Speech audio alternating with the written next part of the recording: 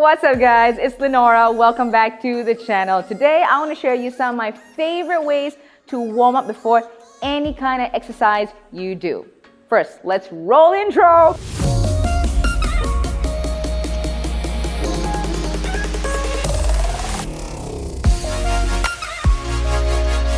I'm sure most of you already know why it's important to warm up, but let me just reiterate it. Number one, you are going to prevent injury. Number two, you're going to get your muscles primed for whatever movements that you're going to be doing. Number three, you want to get your joints all warmed up. And number four, you also want to ensure that your mindset is ready to handle any kind of movement that is thrown at you. Most of all, to prevent injury. Now here's the thing, when I first started out, I thought the best way to warm up was to hop onto the elliptical or hop onto a treadmill, and that would be the warm up I would use before I go into heavyweight training or any kind of weight resistance. Here's what I would like to present. If you are going to be doing something for your workout of the day that requires you to carry any kind of weight, don't you think it would be better to actually prime the muscle so that it knows how to grip and how to activate the right areas you want to be working on? So going onto the elliptical and the treadmill, yes, it will get you warmed up, but to me, I think there are more efficient ways on how you can warm up all the muscles and also get them ready for the movements. What you want to be is efficient. Train smart. With that, let me just show you some of my favorite moves that I would recommend to my clients and also that I would use on myself. If there was only one stretch in the entire world that you would do, I would recommend the world's greatest stretch. My favorite stretch of all time. And why? Because it works on so many areas in such a short period of time. Hip flexors, hamstrings, adductors, glutes, calves, spine, chest, shoulders, lower back, and obliques. Literally, it hits pretty much everything. This movement combines static and dynamic movements. It's going to challenge your central nervous system, which is going to help increase blood flow and range of motion. When you're doing this, if you find that you can't really get your foot all the way to the side of your hand, which I've seen quite a number of people because probably tight hip flexors or you just don't have that range of mobility, you can always opt to drop the back knee down like here.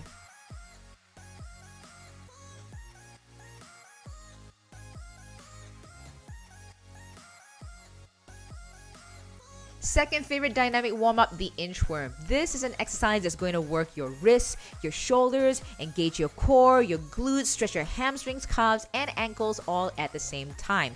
You're going to begin at a standing position, either with your feet together or feet shoulder width apart. You're going to bend forward and slowly walk out into a plank position with just your hands. And then from there, you're going to walk back towards your feet. Now you can choose to put your hands over your head like what I'm doing over here, or you can just have it by your side. Now when you're doing this, make sure your legs are fully straight, but if you don't have that flexibility, you can always bend your knees just slightly. Squat to hamstring stretch. As the name says, you're stretching your hamstrings, plus mobilizing your hip, knees, and ankles. Begin in a standing position and sit down into a deep squat. Place your hands underneath your toes. From there, actively straighten your legs to get a hamstring stretch and then go back into your deep squat. From there, just repeat the movement. If you aren't comfortable holding onto your toes, you can place both palms in a praying-like position and you can choose to sit there for a few more seconds just to get the feel of the squat. I liken this like as if you're going to a squatting toilet, or in other words, do the Asian squat. Another dynamic warm-up for leg day or full body days is the squat with rotational reach. This is used to increase mobility in the hips and your back. You're going to come down first into a deep squat position with both your heels on the ground. Then use your elbows to push your knees outwards. Have one hand reaching up to the ceiling as you try to rotate your torso. Once you are settled, rotate your other arm up to the sky and then return to the starting position. My little tip, think of you're trying to show off that logo on your shirt. When you rotate, think about leading with your thumb up to externally rotate the shoulder and keep the hips low without allowing the shoulders to droop forward. Next up, the lunge and reach. This is going to help you work on mobilizing your hips, stretch out your lats, and make you work on your core. In this isolated lunge position, what I like to do is squeeze my glute. That way I'm getting that mind-muscle connection with my butt, and it's going to give me a deeper stretch with my quads, the front of the thighs. Because I'm moving my arms up and down, reaching to the ceiling, is going to force me to engage my core for a balance. Now, you want to make this more challenging for yourself, you can always opt to lift the knee off the ground. Please ensure that you're in a 90-degree position for your lunge. One of my favorite floor dynamic warm-ups is the scorpion. It improves hip mobility while strengthening the lower back, core, and improving coordination and flexibility. Start by lying flat on your stomach with your body like a cross. Lift one leg off the floor, crossing it over to your other side while twisting your hips until your foot touches the floor. Then repeat on the other side, or you can choose to hold for a couple of seconds. I did a video a while back showing different scorpion variations. My personal favorite, the scorpion flow, so do check that video out. The Mcgill Bird Dog is a fabulous exercise to engage your core and your glutes. It may seem like an easy move, but try holding it with perfect form. You'll find yourself sweating. Begin on all fours in a tabletop position. Brace your core and then make a fist with your left hand. Retract your shoulder blade and slowly extend your left arm and right leg away from each other until parallel with the floor. Flex your foot. Press your heel away from you and engage your glutes. Hold this for 10 seconds. Then return to the start without touching and repeat the move for 2 more sets, then only you switch sides. Your core should be engaged the whole time during this move and no muscles should be relaxed. Another warm-up for your core, the side plank, which is going to work your oblique and QL muscles.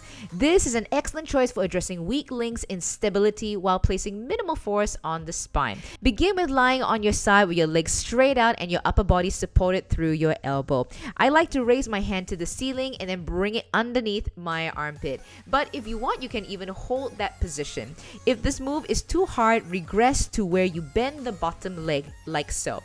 And then you can just do the same movement all over again, either holding your arm straight up or rotating it.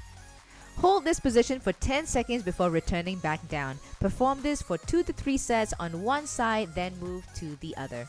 Tips: ensure that your shoulder is directly above your elbow. Be mindful that if your shoulder isn't strong, you may find this uncomfortable to do.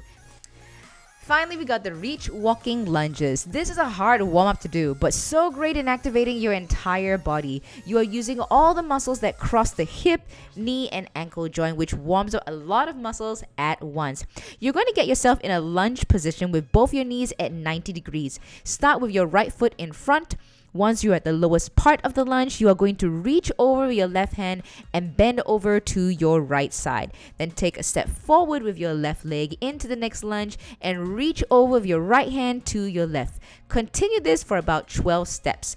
All the while, remember to engage your core and take your time. As you can see, even I struggle with this move, so don't worry you're wobbling all over the place. That just means there are areas that we need to work on. And finally, do a dance. That's it for the video, guys. I hope you found it helpful, and if you think it's going to benefit somebody else, please share it along because that's also going to help this video and my channel.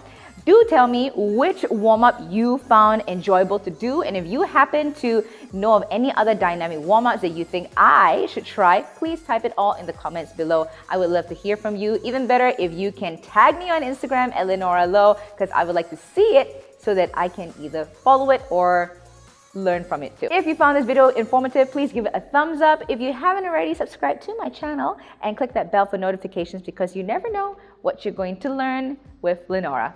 I'll see you in the next video, guys. Stay safe and God bless.